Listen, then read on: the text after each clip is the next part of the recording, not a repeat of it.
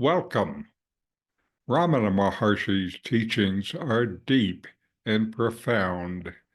Listen, reflect, and deeply meditate. I'm Richard Clarke. I'm reviewing and commenting on the book Talks with Sri Ramana Maharshi. Today is from Talk 634.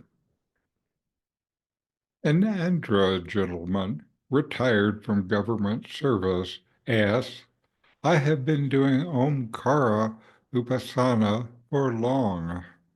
In the left ear, I'm always hearing a sound. It is like the piping of a nadaswaram. Even now I hear it. Some luminous visions are also seen. I do not know what I should do. Maharshi, there must be one to hear sounds or see visions. That one is the I. If you seek it, asking, Who am I? The subject and object would coalesce. After that, there is no quest. Till then, thoughts will arise, things will appear and disappear. You ask yourself what has happened and what will happen.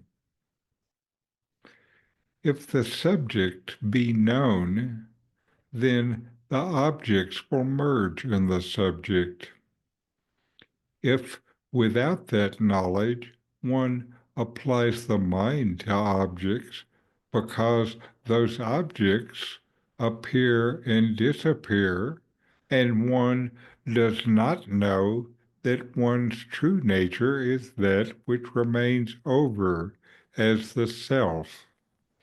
On the vanishing of objects, fear arises. That is, the mind being bound to objects, there is suffering when the objects are absent.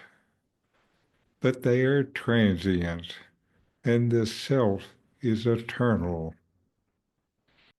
If the eternal self be known, subject and object merge into one, and the one without a second will shine.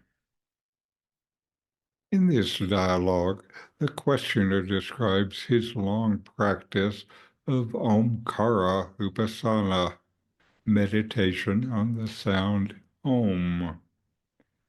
He hears an inner sound constantly in his left ear, like the reedy sound of a traditional Indian horn. He also sees luminous visions. These are clearly unusual and possibly even inspiring experiences. But he's unsure what they mean or what to do with them. So he turns to Sri Ramana Maharshi for guidance. Sri Ramana doesn't respond with encouragement to explore the sound or the visions further. He doesn't suggest ways to deepen or interpret them. He doesn't deal with them at all, even though the seeker thinks they are special experiences and holy. Instead, he points directly to what matters. There must be one to hear sounds or see visions. That one is the I. He brings the questioner's attention back to the source of the experience, the one who is aware of these inner events.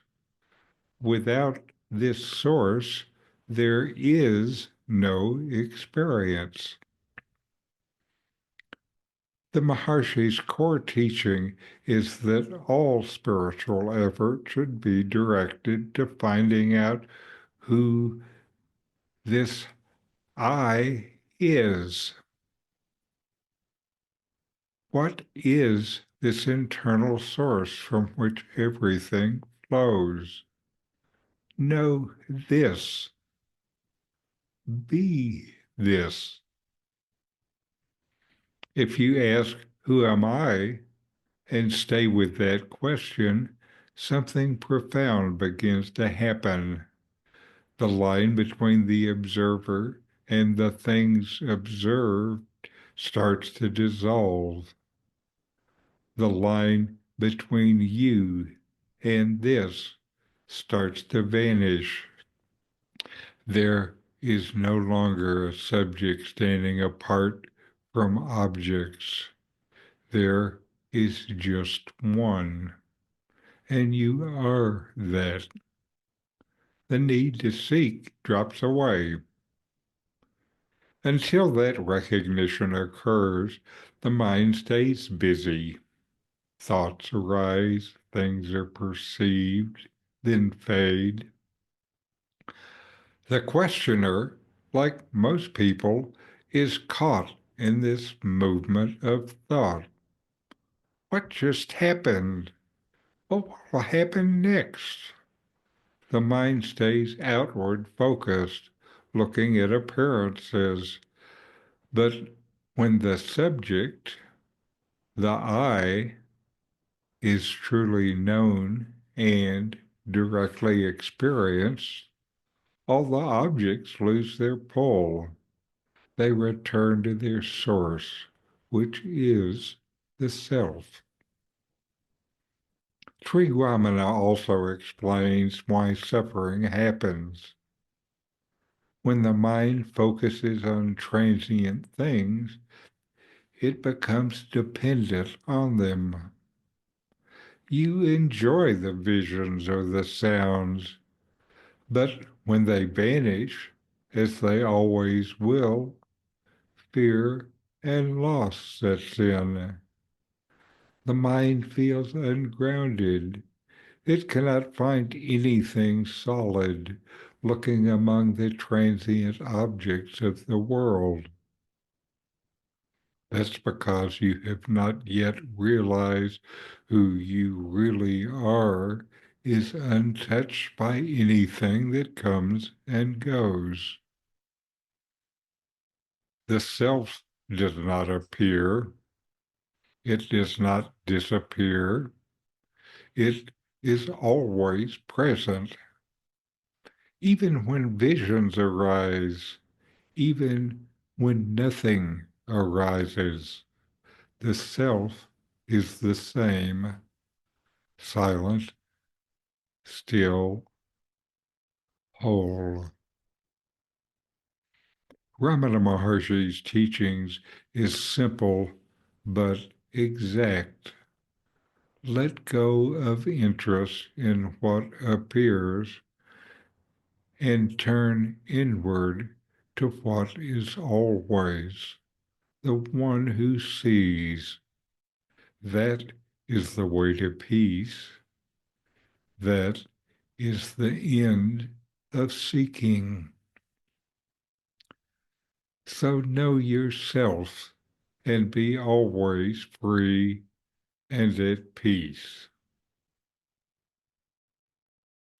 In 40 verses on reality, Ramana Maharshi explains the nature of the self, the ultimate reality, and self-inquiry.